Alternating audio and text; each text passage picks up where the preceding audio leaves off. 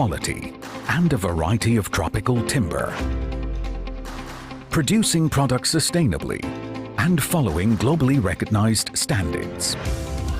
That is the aim of the Malaysian Timber Council, MTC, to continually develop the Malaysian timber industry to become a world leader. Beginning in January 1992, the MTC has steered the growth of the Malaysian timber industry and continues to strengthen its presence in the global timber arena.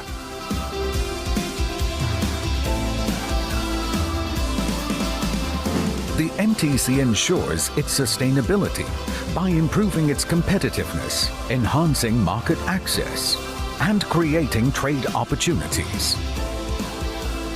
The MTC roadmap emphasizes on 4 key thrusts for continued development. These 4 essential keys are market intelligence, market development, stakeholders engagement, and industry development and empowerment. Likewise, important areas to be focused on are promoting product development, automation, and digitalization, enhancing business processes through database management, cultivating better market access through market penetration and promotion, and strengthening relationships with stakeholders. From promoting trade and safeguarding Malaysia's markets, to facilitating raw materials and the adoption of technology, efforts carried out by the Malaysian Timber Council have seen Malaysian timber-based exports more than double. The 3-pronged principle to engage, connect, and grow enabled the Council to nurture the Malaysian timber industry as it works together with players with the same vision and aspirations. The MTC's global reach helps to promote and develop business opportunities for Malaysian-made timber products. Let's work together to progress towards the betterment of the timber industry for Malaysia and for the global arena.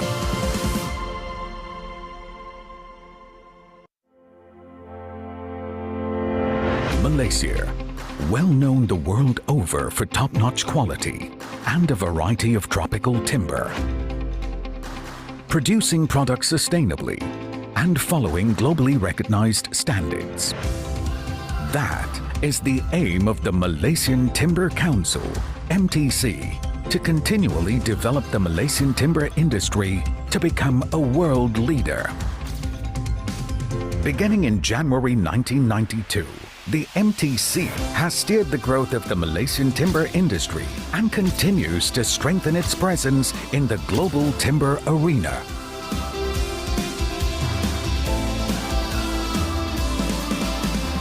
The MTC ensures its sustainability by improving its competitiveness, enhancing market access, and creating trade opportunities. The MTC roadmap emphasizes on 4 key thrusts for continued development. These 4 essential keys are market intelligence, market development, stakeholders engagement, and industry development and empowerment.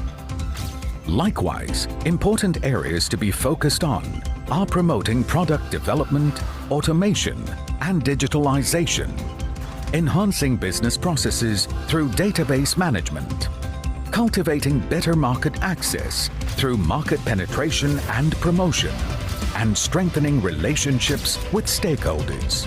From promoting trade and safeguarding Malaysia's markets, to facilitating raw materials and the adoption of technology, efforts carried out by the Malaysian Timber Council have seen Malaysian timber-based exports more than double. The 3-pronged principle to engage, connect, and grow enabled the Council to nurture the Malaysian timber industry as it works together with players with the same vision and aspirations. The MTC's global reach helps to promote and develop business opportunities for Malaysian-made timber products. Let's work together to progress towards the betterment of the timber industry for Malaysia and for the global arena.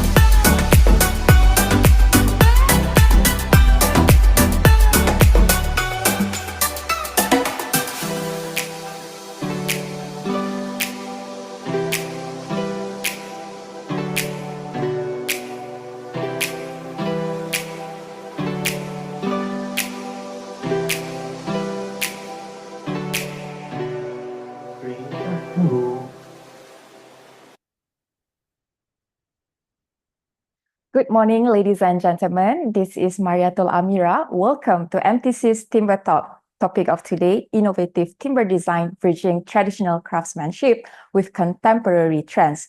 Before we commence our session, do allow me to a few housekeeping items. If you have any questions for the speakers, just drop it into the Q&A box in your screen.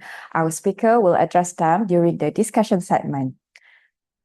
In today's world where sustainability and authenticity are essential, blending traditional craftsmanship with contemporary trends in timber design allows us to honor our heritage while addressing the needs of the present and future. This harmonious blend of timber not only enhances the aesthetic appeal of our spaces, but also infuses our design with rich stories and cultural significance. Traditional architecture, characterized by its intrinsic wisdom, leverages local materials, climatic conditions, and cultural practices, presents a rich repository of ecological knowledge. Exploring the dynamic integration of traditional knowledge with modern techniques and technologies is something that young architects and designers will do. As we delve into this conversation today, we will explore the importance of preserving traditional skills while embracing modern aesthetics and functionality.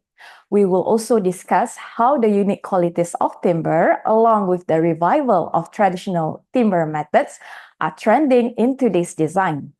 These methods lead to innovative creations that are both beautiful and connected to culture stories. Today, we are fortunate to have two young and talented designers. Firstly, Puan Sarah Rahman is a lecturer at the Center of Studies for Interior Architecture, University Technology Mara, and Principal Studio Undergrody.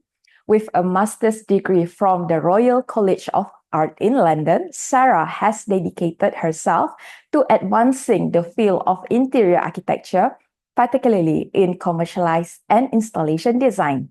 She has been a mentor and an innovator recognized with numerous awards, including the Platinum and Gold Awards at the International Invention, Innovation, and Design Exposition and the Best Design Award at the International Design Lab and Competition. We are also privileged to have architect Esmond Yap to delve into the evolving landscape of timber architecture and its limitless possibilities.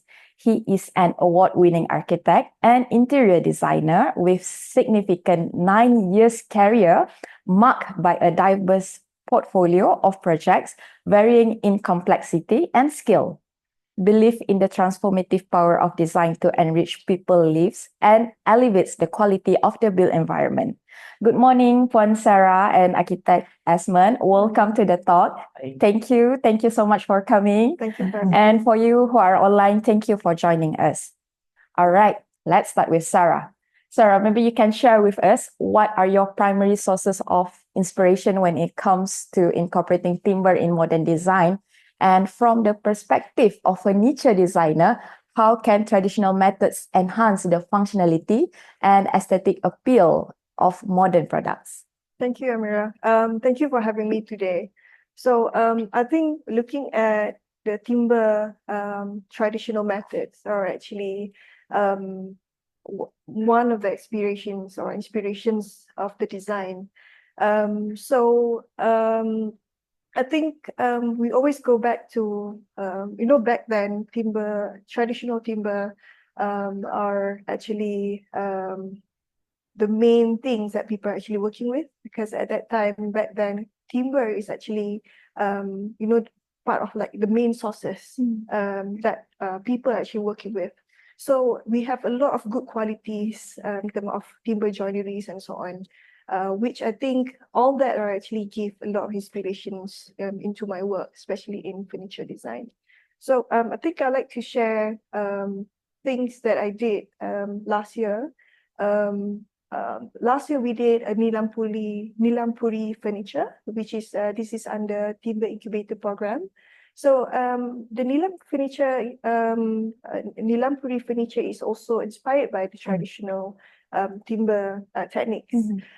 So I would like to share some of the process that we did last year.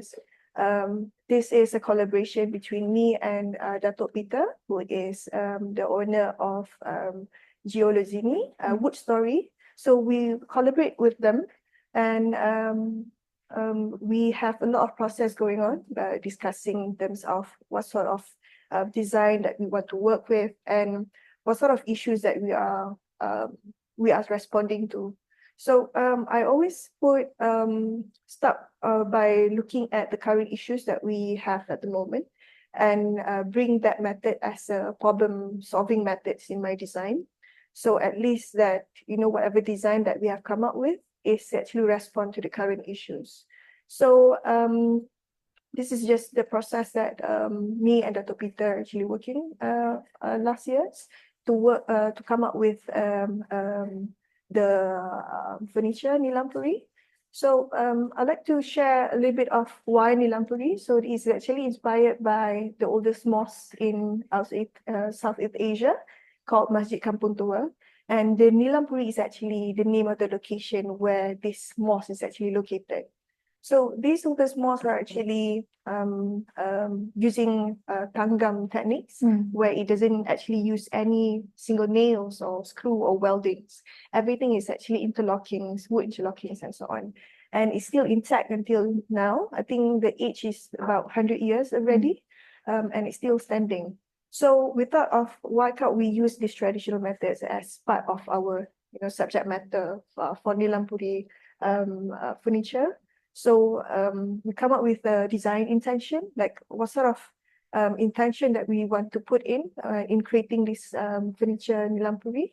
So the current issue is about fast furniture, where a lot of furniture actually producing a lot of cheap furnitures, where people actually use that a very temporary, very short time, and once it's broken, it actually causes a lot of furniture waste in our landfill. So we thought of, can we design a furniture that is durable and can be passed through generations and can be flexible and modular, where everyone can actually use it. And looking at the current situation where we're actually the living space at this moment are quite small compared to back then. So we thought of what sort of shapes and forms or sizes that is suitable for small living spaces, using timber and give longevity to it, where it can pass generations to generations. So this is what we have come up with. So the strategy is that it has to be flexible, modular, and it can be used in a small and also large spaces as well. So you can see the design strategy and design intention in the slides. So from there, this is what we come up with. So we use the interlocking systems inspired by the oldest mosques as the structure. So we use quite a common shapes of the timber as well, because we don't want it to be fixed into a certain trend or certain year. So it can be used in the futures for another generations. So this is what we have come up with. We want it to be mobile and also flexible in terms of how to use it. So for a single chair, can be rotatable. It can be included with an armrest. Even all this upholsteries like cushions, backrests, all that actually can be changed from time to time. So even the layout plan of the placement of this furniture is also flexible. So it allows all the users to actually be flexible in terms of what sort of layout that they want to put in their living space. So with one single chair, it can be, if you put it together, it can be a sofa bed. It could be a two-seater sofas. It can be three-seater sofas. It can also be put it in the public space where one of the chairs can be, one chair facing the other side and another chair facing the other side, which gives personal space to the public. So that is the intention, and this is what we have come up with. So again, as a designers, we always work with the manufacturer and come up with a proper technical drawings where it is easier for us to communicate in terms of what sort of sizes and techniques and so on. I myself actually learned quite a lot from the manufacturer as well, because we don't have much opportunities working with solid timber because it's quite an expensive materials, and it's very hard for us to find people that have good craftsmanship with timber, especially specialized in timber.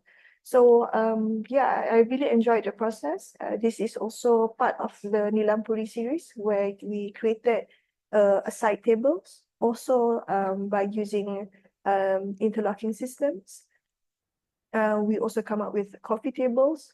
So each planes actually have quite a simple forms, so that we give flexibility to other generations to make use of these planes and so on. For example, if they don't want this kind of shapes anymore, probably not really suitable with the current trends and so on, they can unplug all this, assemble all these materials and use it for other shapes and forms. So that is part of our strategy, where how we want this furniture can be durable and long lasting. So this is the outcome of the furniture. This is actually photoshoot by the timber program itself. I would say that the colors, the choice of materials in terms of cushions and so on can be improved in terms of the selections of materials and so on, but the shapes are all there. So all that are actually movable. I'll show you some of the examples of the videos later. Yeah, so this is during the EFE exhibition, where we demonstrate how this furniture is actually flexible and can be arranged according to people's preferences. Yeah, so today, I think last week, we received good news from Dato' Peter, who is actually from Wood Story, that the products have received the Best Sustainable Product Award. So yeah, that is Dato' Peter on the stage taking the award. So I think it's quite a interesting journey. While at this moment, do we still have time? Yeah. Okay, so I can continue then. I'm also teaching at this moment, despite practicing outside also. So part of the subjects that I'm teaching is under furniture design subject. So under the furniture design, we also apply many timber techniques under our learning process. So I'd like to share some of our furniture studios in UiTM. So currently we always explore using model making techniques by looking at furnitures that we have now and how you manipulate all these furnitures. So we also use a lot of cardboards as well as part of our prototype, but all that are actually we look into the timber joineries where we learn from the traditional techniques. So interlocking, tanggam, pasak, a lot of these traditional timber joineries were actually part of the subject matter that we applied in our teaching lesson in our furniture studio. So we created a lot of models, prototype, working drawings, and that is also our workshop in UiTM. So our students are always make themselves busy with handy stuff, working with models, prototypes, and this is some of the words that they have come up with. These are just prototypes, but I find that there are a lot of potentials and possibilities of this creating into nice furniture that can be part in the market. Yeah. So one of our brief to our students that we did, I think last 2 years, if I'm not mistaken, is how we use tanggam method as part of the learning process. So the brief is that we ask our students to think about how can you reinterpret a presentation panel design with a tanggam method. So we are as a design schools, we always use these presentation panels. So we thought of why can't we create it by ourselves using tanggam method. So the students have come up with quite an interesting design as well. So they have produced a lot of prototypes using, I mean, we cannot use solid timber at this time, at this stage, because one is we don't have much sources on solid timber. And also cost is not, it's quite expensive. So we just use plywood as part of our prototype. So this is one of the examples from my student where he used the elements of tanggam to be as a presentation panels that is also can look like a sculpture or an art installation. So this is what they have come up with. For now, of course, they just use plywoods as their prototypes because these are the only sources that we have at our workshop at the moment. But the possibilities of taking timber as part of a design is always there in the brief. So these are some of the examples that they did. So this is if you put the human skills to it, this is the size of the presentation panel.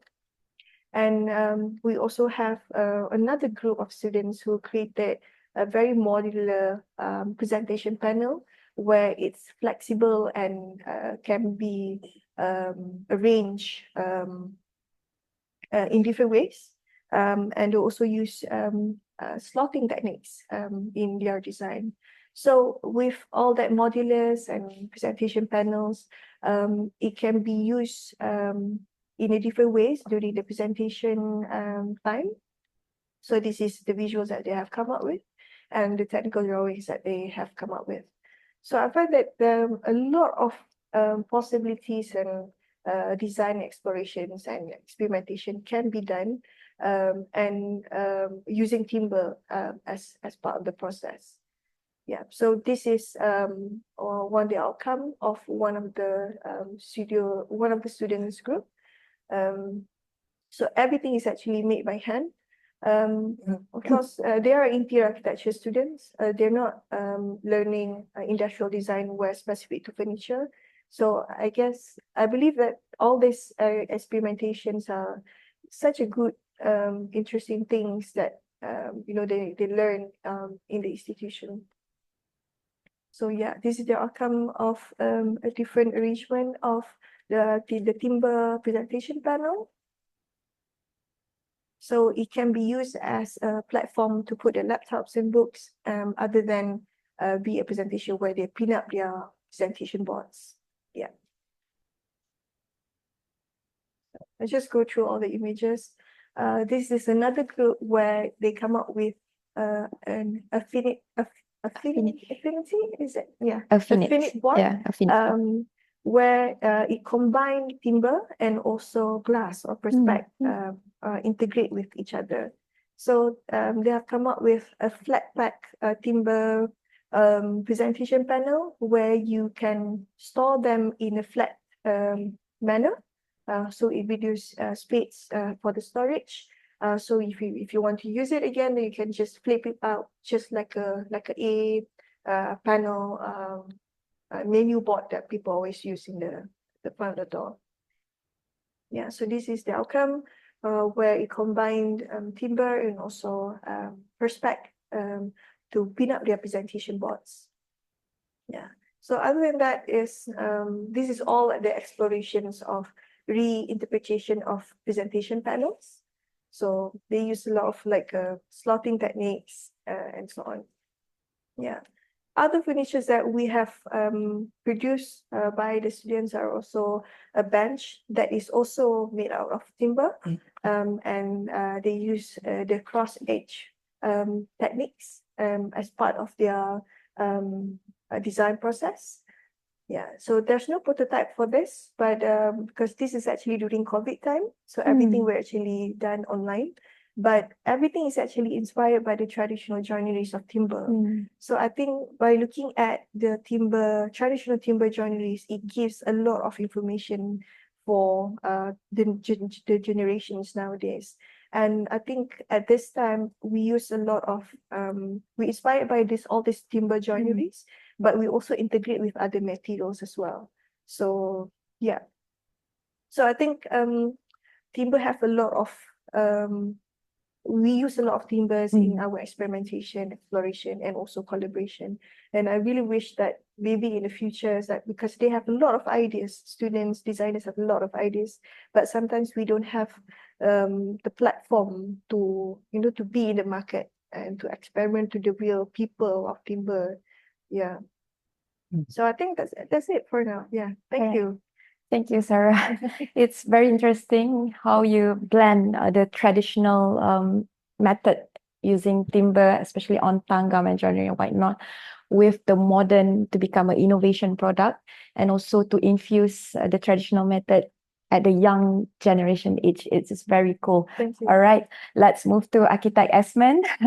What are your design aspirations for your notable projects, and how do you achieve balance between modern architecture and the timeless aesthetic of timber in your designs? Perhaps maybe you can show us examples of your previous works. Sure. First and foremost, good morning to everyone, and thank you MTC for inviting me for this timber talk. My design usually aspire to achieve three things. First thing is usually for human connection to the nature, back to nature, because I believe most of us are actually biophilic characteristics. Second one is we always design our projects to be sustainable, which is in line with the ESG trends and stuff like this. And the third one is always to incorporate like the cultural identity of a place. So to give it a sense of place to the project. Now mixing modern architecture and the timeless aesthetic timber, it's a bit of a design process involved there. That's because timber itself is a warm material, and how do we mix it with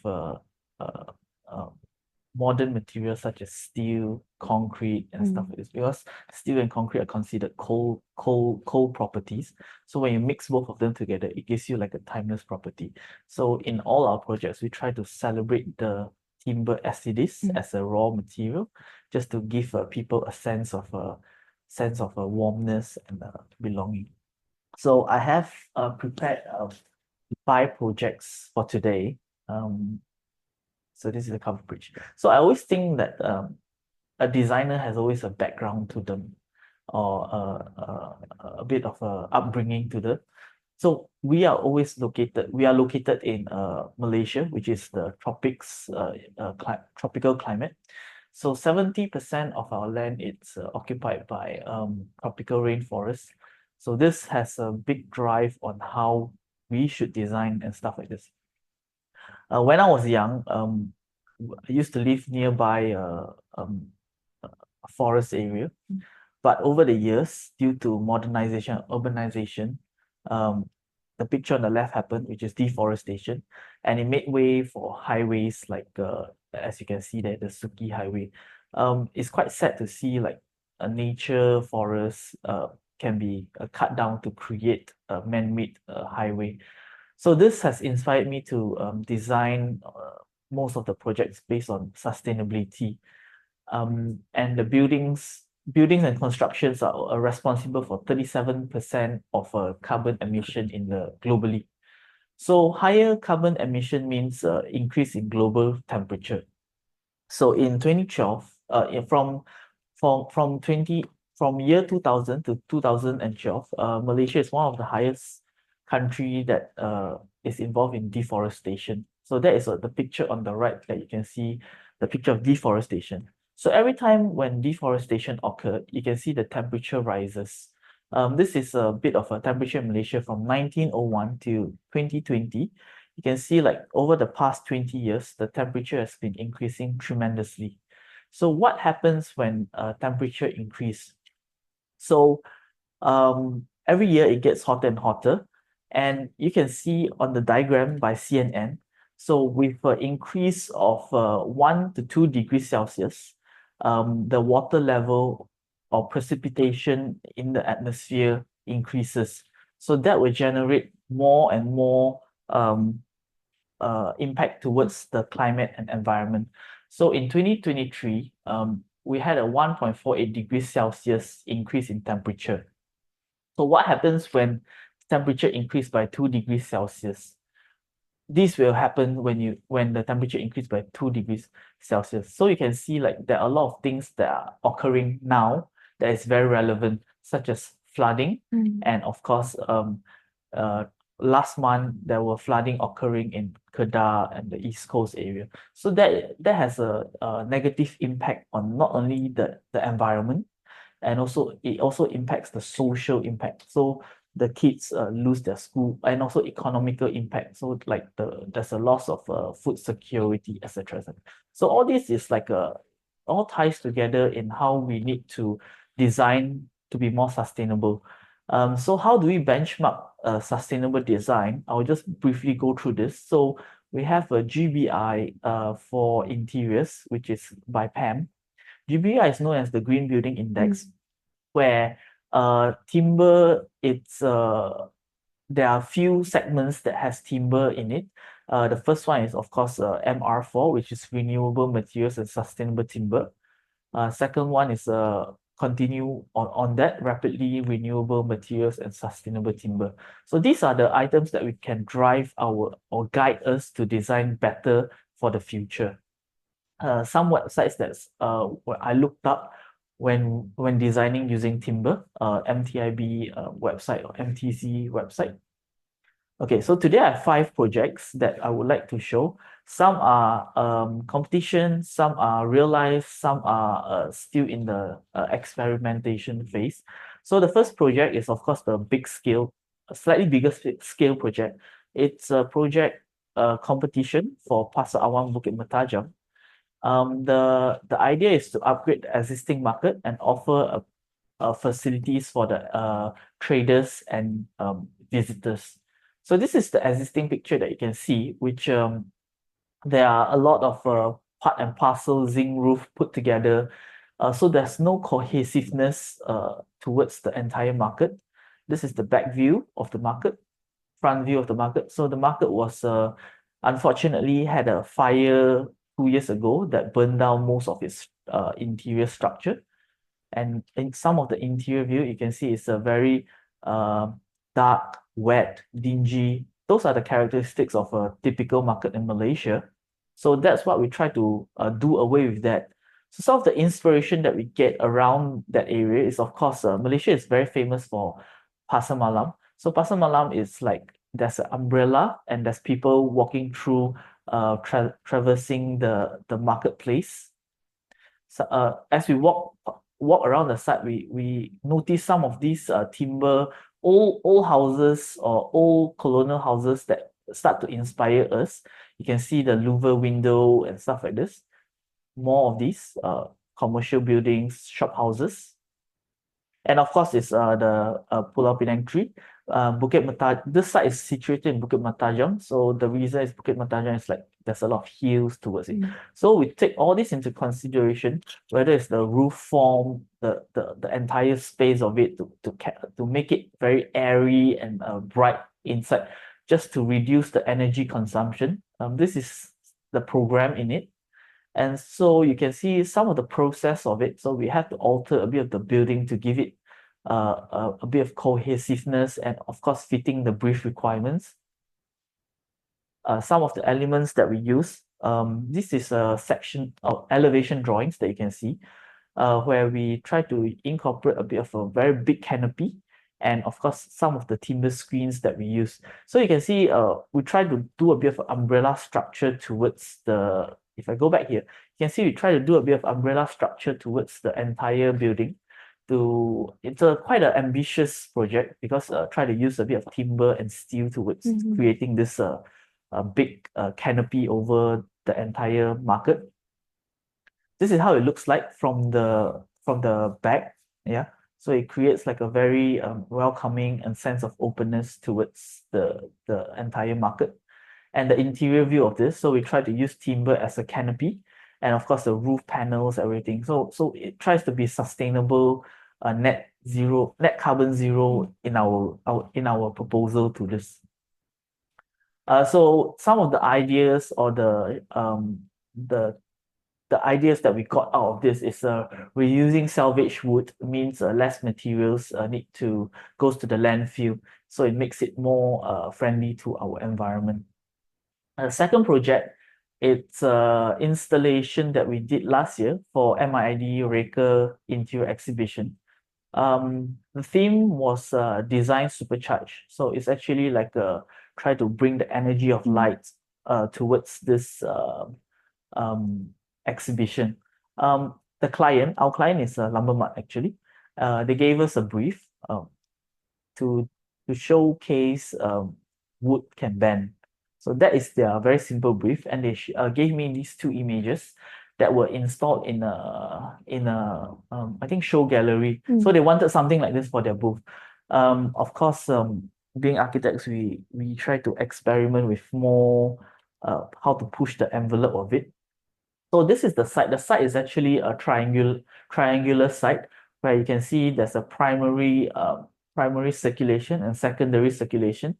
So by that, of course, the central space is where people gather.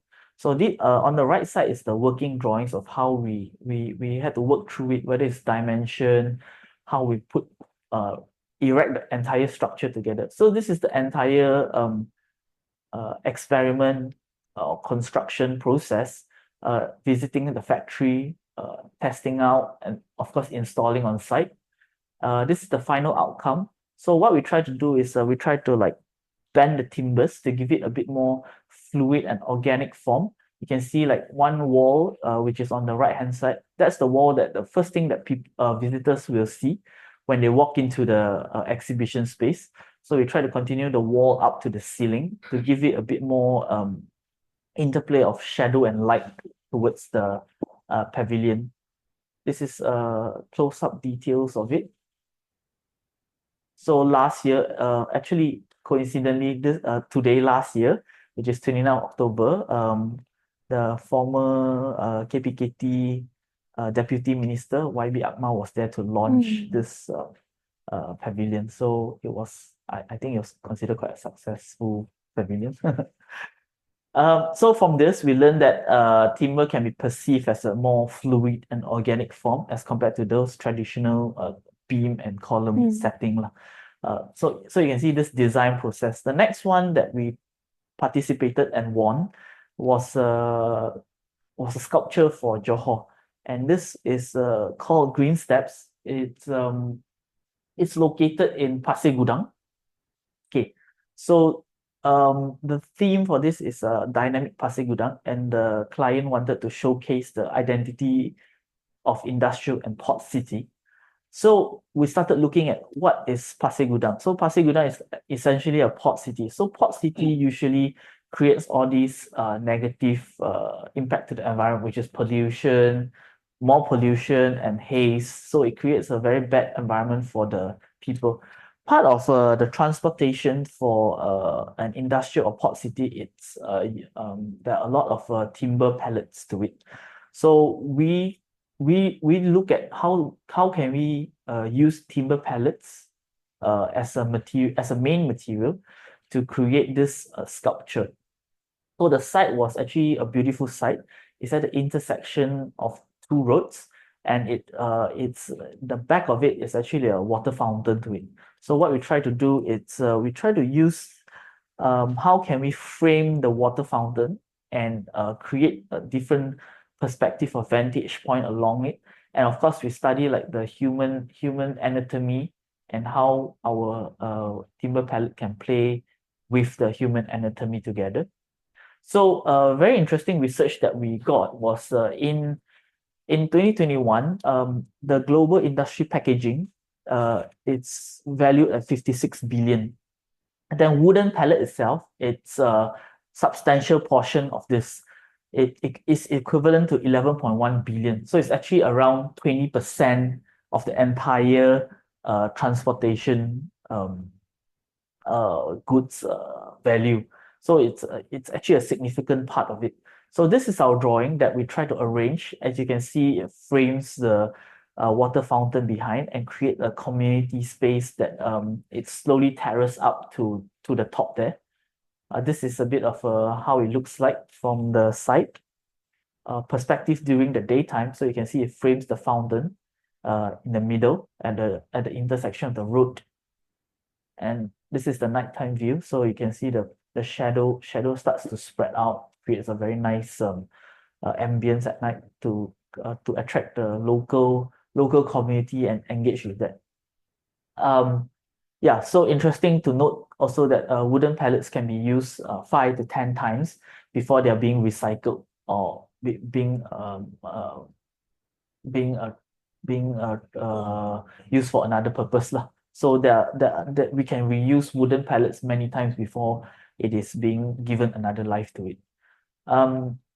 So the next one, which is earlier this year, where we got selected was for BAM KLAF, which is Kuala Lumpur Architecture Festival in Titi Wangsa. What we did here, the theme for this exhibition was space, time, and meaning. So meaning is like how can we bring back whether it's cultural meaning or identity to the place. And the site is, of course, Titi Wangsa Lake, which is beautiful. So when we walk at the site, we discover, okay, there's a very beautiful lake, trees, and modern skyscrapers around. But right next to it, we found that a very quirky contradiction around, where we see a kampung house. Backing with it is like those modern high-rise that you can see. So we thought, okay, maybe all these are forgotten cultural narratives that we can try to bring back. So we started looking at a traditional timber building and how it looked like. And in modern times, all these timbers are being replaced by brick or concrete. So there are a lot of discarded timber as a result of that.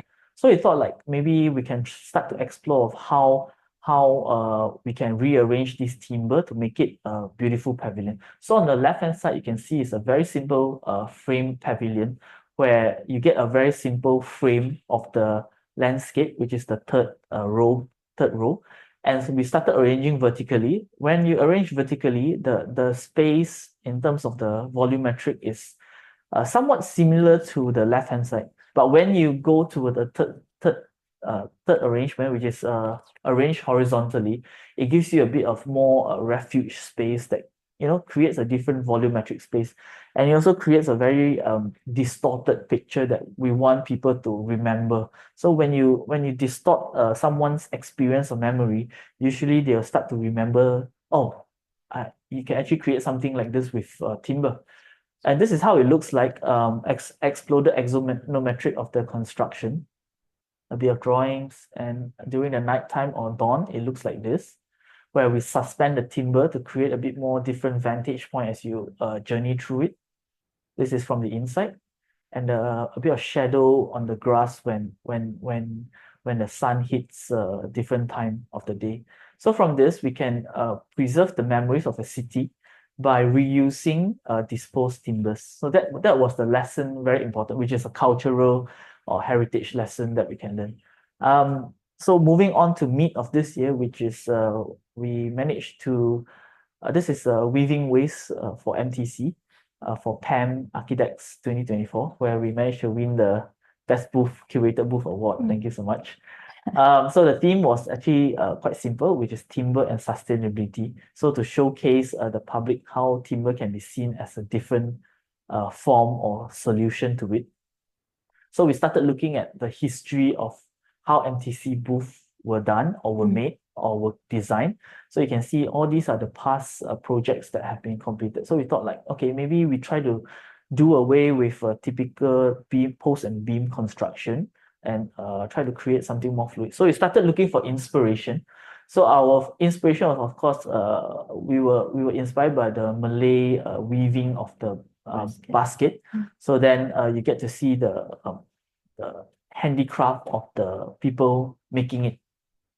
So we had to test a few rounds for the main structure, whether it's different height, because some of the structures are of different height. So when you have different height, it's very hard to coordinate because different height has different weights, has different span of stability. So we had to perfect it to make it into 3 modules. This is the plan of the pavilion, and this is during experiment that we had to build a mold, and we had, for each structure, we had to divide it into 3 segments. So the mold had different curvature to that, and we had to think how to make it more stable with the weaving of the waves act as a bracing to that. Oh, sorry. So this is how it looks like, the end product. Very, very simple open structure. When you create a bit of an openness and closeness to it. So when you're inside, you stand outside, you still can look outside, giving a bit of a balancing between the privacy and openness to the pavilion. This is a bit of another angle of it. So you can see like from different angles, you can see like there's a bit of abstract art going on, whether it's a curve spreading out from the inside. So from this pavilion, we learned that we can actually construct a pavilion in a more sustainable way, because this entire thing was made out of a Malaysian timber, Melunak, which is from Pahang rainforest. So it makes it very sustainable. Oh, okay. I'm here already. Thank you so much. Thank you, Architect Esmond. What an impressive work. I think the audience must be mesmerized with your previous work, which feature timber is very versatile from its green credential to elasticity, stability, you name it. All right, let's move on. For now, who are listening in, if you have any questions for our speakers, please feel free to drop them in the Q&A box. So Sarah, I think we both agree that we are currently living in an eco-conscious era where sustainability is a buzzword.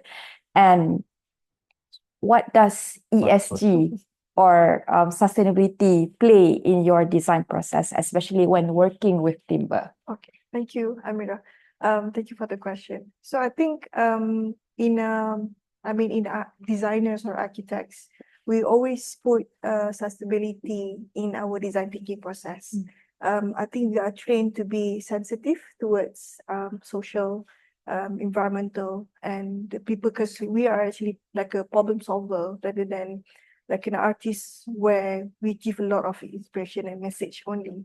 So I think sustainability has always been in a design thinking process in every design, regardless whether the project is installations, furniture, interior. So all this sustainability has been part of the design thinking process. So for example, like the furniture, Nilampuri itself, we look at longevity. We look at how can we use this timber and give a different meaning to it. So meaning it's not just using timber as part of the aesthetic, but giving meaning to it where, you know, sometimes when we have a timber or an object that can pass from generation to generation, it gives lots of meaning and history to it. So other than that, I think as a designers also, we always look at issues, current issues, social issues, economic issues, and how our design can actually respond to it. I think ARISMAN has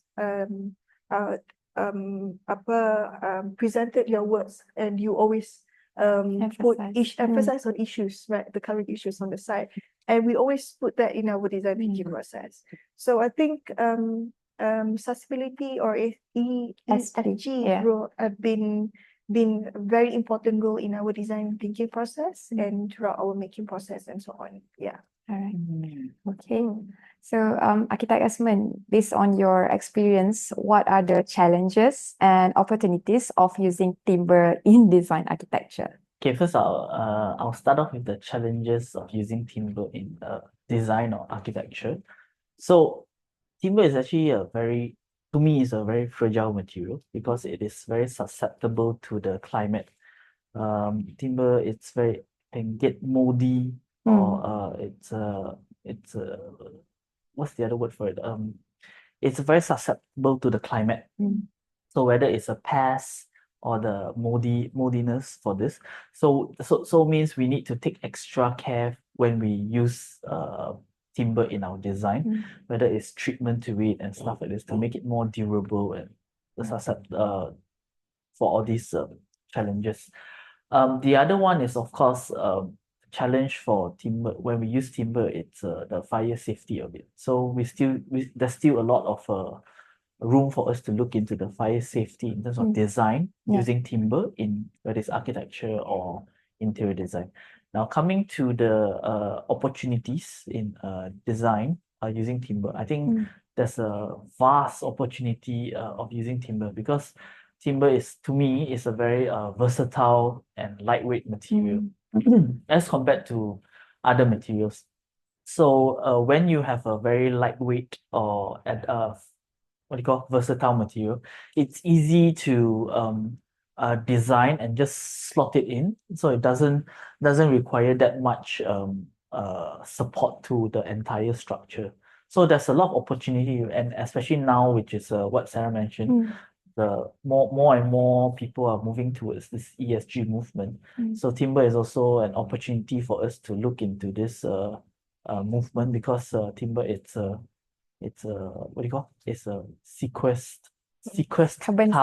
carbon sequestered material, and of course it will bring the entire building to be moving towards the net zero movement, net zero carbon movement.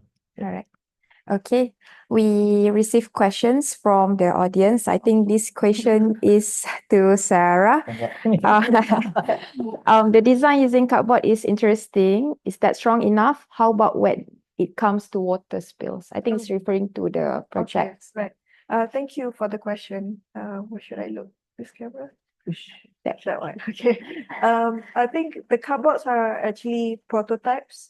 First, it's very sturdy. So during the presentation process, we actually sat on it. We even stand on it. So it's quite sturdy because technically using cardboards are actually where we learn about structure. How can all these cardboards become the structure of the furniture where it can actually hold our weight and so on. So it functions as a sitting objects where people can actually use that to sit or to stand and so on. So if you ask about wet things and so on, first I think it depends on your how you use the objects. But technically that is not the final outcome of a product. We use cardboards as our prototype first, and then later on we look into other materials that can be used. I think at this time we have a lot of engineered timber products. So the cardboards is actually part of our design process where we look at how we can use other materials to become the structure of the project of the objects. So that is actually, I think, only the halfway or only at the earlier stage of designing.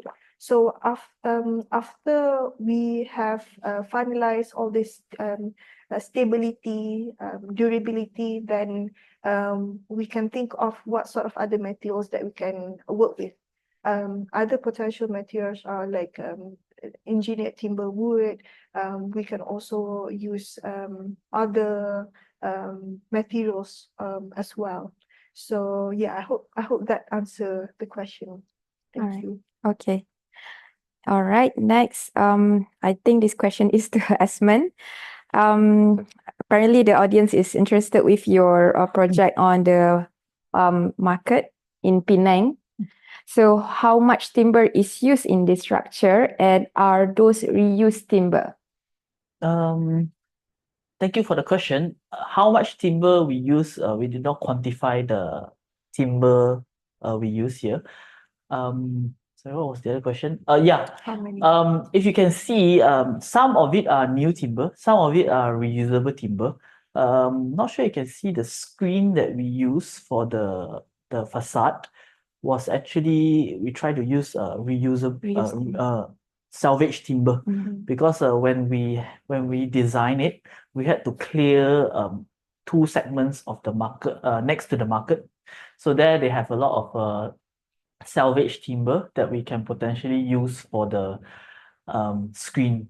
So actually, this screen, the idea of this screen was brought forward, if you can see, in the cloth pavilion. So the cloth pavilion, there are like few suspended timber that we string across. So it's actually the same concept that we thought about it. So to us, if there are more variation to the timber, the better, because you can showcase different color, different species, different moldiness, if I may say. So it let nature take its course to the timber screen and stuff like this. Yeah. Okay. Next question, I think is for Sarah. Most of the young generation are not familiar with type of timber. What is your suggestion to integrate timber knowledge in the design, especially in education line? Okay. Well, you cannot come up with an output without an input, right? So you need to have a lot of research on that. I think it is good. I'm talking from an institutional perspective. I think it's good to have all these timber journals to be embedded in our module. So I think it's not just about education per se, but I think it is also good to preserve our traditional Malaysian methods, because that way all the new generation can get familiar with all these joineries. I myself, I haven't really explored all these joineries because there's a lot. Because back then people actually use timber as part of their life, and they use all this very creatively. There's a lot of innovations to it. So I think going back to the traditional methods is one of a good strategy to understand how this thing works, how you can embed that in your new innovations and design ideas. For example, like you can look at as simple as a doorknob, or a door lock. People use all these timbers as their door lock. There's no electricity or device that would embed it in that, but it's very functional and aesthetics as well. So I think for us to move on is to look back at what are the things that have been produced by our local crafters, and then you can use that, apply that in our new design. I think in terms of new design, you can always explore other materials as well, integrate with timber. For example, like timber combining with glass, timber combining with steels and other materials. I think looking at our generations are more sustainable, moving towards sustainability. The materials are evolving. If you go to architects and so on, there's a lot of new materials coming up, and all that are actually sustainable materials. For example, like you use waste woods, engineered compress, and it's actually quite durable. You can use it, especially in interior projects. So I think, yeah, it's good to go back to all these traditional methods, joineries, for example. You can always look at libraries, books, Yeah. because I think it's slowly people actually documenting digitally, but for you to get to learn properly is to look back the physical books lah. Yeah, from the library. Yeah. Maybe, Ponsara, maybe you can share how is your young generation perception towards the use of timber in their design project as a from academician perspective. Okay. Well, it's not really fair for me to say because we rarely use the exact timber to be part of the design process. As I mentioned, we have constraint in terms of we don't have much materials to work with. We have plywoods and what else? Balsa wood, all these common materials that we use for model making. But we haven't got a chance to collaborate properly with the right sources that we have. Other materials like timber, other types of timbers. So I think if we can have some collaboration between institutions and other manufacturer sources who specialize on timber, that would be great. Because I think designers have a lot of ideas to it, and they really like to explore, experiment, all this. It's just that we don't have the platform with all these large materials. We have a material lab in our institution where we have a lot of samples, but the samples are quite small, so it's hard for us to really prototype using real materials. That's why we always opt for cardboards, plywoods, other materials that is cheap and easy to use. Yeah. Right. Okay, good suggestion. All right, Asman, from your perspective, how does timber compare to other materials like concrete or steel in terms of structural integrity or resilience? Firstly, I think timber has a very high strength to weight Weight ratio.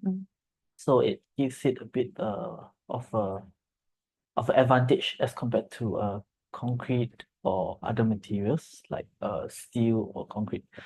Second thing is, of course, timber consumes less energy during the production phase, because so that gives it a bit more sustainable aspect to when you're using timber as compared to concrete, because concrete and steel, as we know, it needs a lot of production energy to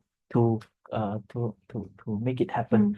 So I think timber has a lot of potential as a building material, but of course there's a lot of room to explore further, whether we can go high rise or etc. like this. So yeah, there's still a lot of room to explore for that. Maybe you can share with us, because just now during your presentation you mentioned that timber is a warm material while steel and concrete considered as cool material. Maybe you can briefly share what are the elements that complement each other. I think there's always too much of something is always, not to say bad, good or bad, because so we try not to, because if we have the entire structure of building made out of all warm material, then you will not appreciate the warm material. So sometimes you need to mix it in with a bit of contrasting elements, like whether it's concrete or something. So when you have the colder materials, then only you can appreciate the warm material. So let's say we used to study a house in Finland. Everything was made out of timber and stuff, even down to the door handle. So the first thing you touch, you feel something, you feel like home. The warmness of rather than these days there are a lot of stainless steel, and it's like soulless or heartless. So that's a very good contrast between the human connection with the material itself. Yeah. All right. Next question, we go to, I think this question can pose to both of you.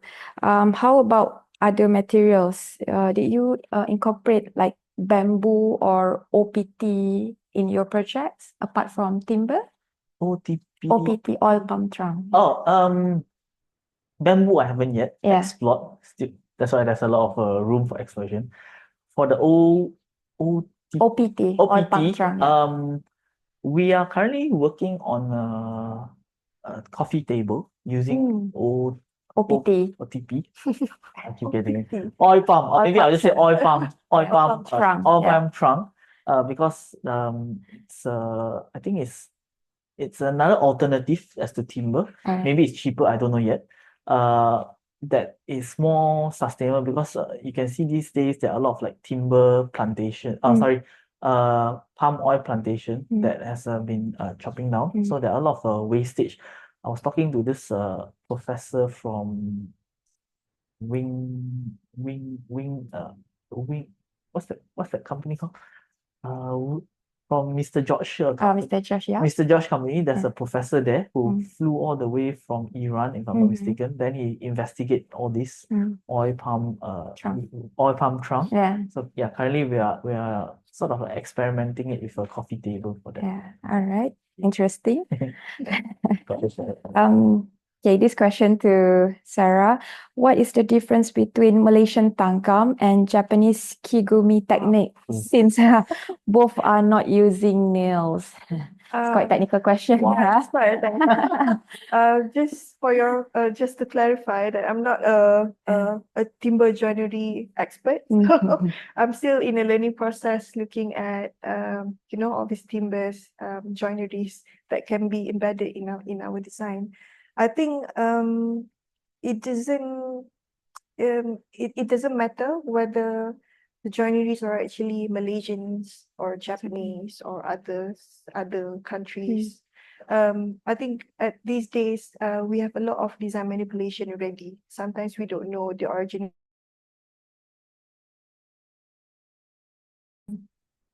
Have to whether it's Malaysian or Japanese, if you think that is interesting to work with, it gives functionality and aesthetics to your design, then just proceed with it. Yeah. All right. Okay. As both of you young designers and architects, how do you see the future trends in timber design, and how will new innovations continue to merge traditional and modern design? Maybe you can start with Asman first. I think there's a very huge potential moving forward for architects or designers in terms of using timber in our design. I can think of there are more and more especially Western developers using timber as a mass timber, whether it's high rise housing development using timber, so it's very sustainable. Around our region, I wrote an article recently on Gaia building in Nanyang Tech University, Singapore. Yeah. So it's interesting to note that the entire building, which is around 450,000 square feet, was made mostly out of timber. So we can see that, okay, maybe that's a potential for us to explore further on that. Of course, there are a downside to that building because if 2 weeks ago or 3 weeks ago you read the news, CNN has documented there's a bit of a mold starting to curb in. So that we have a potential to that. So yeah, I think that's maybe the way forward if we were to use timber in our design architecture. Well, I think the craft focused timber have returned. I think in the future, at this time, from my observation, people are actually more appreciate all this craftsmanship. I think so. I think it's more like a comeback. I would say in the future perhaps. For example, like looking from an interior architecture perspective, even all these elements in interior spaces, people like simplicity, right? So when it comes to simplicity, they're always like a thing, a feature in every objects. And most commonly, they put it in the joineries and so on. So I think if you ask for future in the future, I think there's a comeback of craftsman timber sheet base. People will value that more, and I think for example, like if you go into retail spaces or commercial spaces, people use timber as something that they feature in space. For example, like just now, AR has mentioned that it's something that is contradict to whatever materials that people use. For example, if the space are actually full with concretes and so on, people put timber to harmonize the space. And for example, all these timbers are not commonly used at the area where people can actually touch. For example, like furnitures, door handles, because there are different sense of different senses of touch when you touch a timber. Yeah.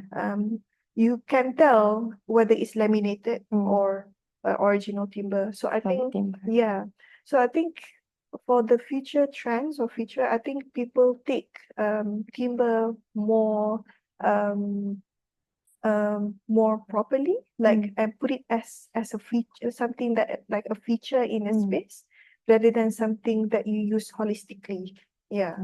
So again, as I mentioned just now, I think timber can also be integrated with other materials. So I can see that there's a lot of potentials in integrating other materials with timber as well. The combination between Yeah. warm and cold Yeah. material. That's what architect Esmond mentioned just now. All right. Esmond, what other, maybe you can share with us your experience in using fire-resistant timber materials such as treated timber or engineered wood in your past projects? I need to declare I haven't used it as a Resistant. fire resistant material yet, so I can't really qualify myself to answer that question. Okay. But as I say, there's a lot of room to explore it Sure. on Sure. this matter. All right. Next question. What will be your upcoming projects that you're currently working on, and what can we expect to see from both of you in the future? For me, okay, currently working on like some projects of different scale, whether it's a house or market, etc., community space. In the near future, I think we are working down to a coffee table using timber. OPT? Oil palm trunk. trunk. I prefer to use that word. So hopefully it'll be out early next month for public to view and stuff like this. So Okay. yeah, we're always very excited to explore new things. Sorry, maybe I can elaborate on that project a bit more. So that project is quite interesting because it's almost similar to what Sarah showed. I haven't seen your slide before. Oh, okay. Because we designed it, I think, earlier this year. What we intend to do was using more towards the technology and how it can influence timber design. So that one is more like we design entirely in a software and it generates the modules out, then we just cut it directly. So it's more like there's a human process or thinking at the start. Then it's all computational design all the way to leading up to the input into the machine. Then after that, it cuts and assemble it together. So it's I hope it saves more material and stuff like this rather than different iteration and stuff like this. So yeah, that's what you can expect to see in the future, I guess. Maybe it's more like integrating technology, software, and timber design, and how we create a more efficient use of timber material. Same. I'm working on a furniture design Mm. also this year, still under process, working with the manufacturer. Mm. And at the same time, this is still under R&D stage, Mm. where we try to take bamboo as part of our research. Material. Yeah, because last 2 months we Mm. actually have a collaboration with Indonesia, Mm. where we use bamboo as our subject matter. Mm. So the students have produced a lot of bamboo sculptures and so on. So we've been talking with a lot of bamboo experts at the time, because we have a lot of sessions with them and so on. And they mentioned that we need someone to work with bamboo because we have a lot of bamboo sources in Malaysia, and it's quite it's easy to get, and it's not as expensive as other timbers. So yeah, that is what I'm working with at the moment. Cool. All right. Esmond, the audience are interested to know where the Waving Waves Pavilion will be exhibited after this. They are interested to visit. Sure, but it will be exhibited in Riks Reka this Thursday actually in Kuala Lumpur Convention Center. But it's only half the module. So it's not the entire 6 by 10 meter in length, it's 6 by 5 meter. A portion of it. Half of it. Okay. So yeah, there's still opportunity to visit. So yeah. Hope everyone can make the time to visit. See you guys there. Yeah, see you guys Yes, there. Hopefully. All right. We don't receive any question from the audience. All right, perhaps this is the last question to both of you. Maybe in a short answer, as from the perspective of architect and designer, why timber? Wow. Yeah. Well, I can start. I think as I mentioned many times just now, timber have a lot of interesting characters to it. If you look at timber properly, not just from the surface, it gives a lot of interesting characteristic to it. It's what I call it, patina. Is it patina? The wood grain. Grain, yeah. Yeah, the wood grain actually, even though it's been cut down, is actually produce. I think it's I can't remember the term, but the wood grains actually gives a lot of characteristic from time to time. Anatomy, is it? Wood anatomy. I think so. Yeah. Yeah. So even nowadays, if people are actually working with wood stain, where the wood, you can take the wood materials as your materials, but you can have in different colors. So I think there's a lot of potentials in timber. It has a lot of characteristic to it, and sometimes it can also give meaning to it. Because all these materials have a lot of the age is quite long, kan? So I think it's a never ending what call that, things that you can find from timber. Yeah. All right. How about you, Esmond? Well, first and foremost, I think timber is a sustainable and renewable material that we can always regenerate and use for future generations. Why timber is because when I was studying back in university, we always study the Japanese temples.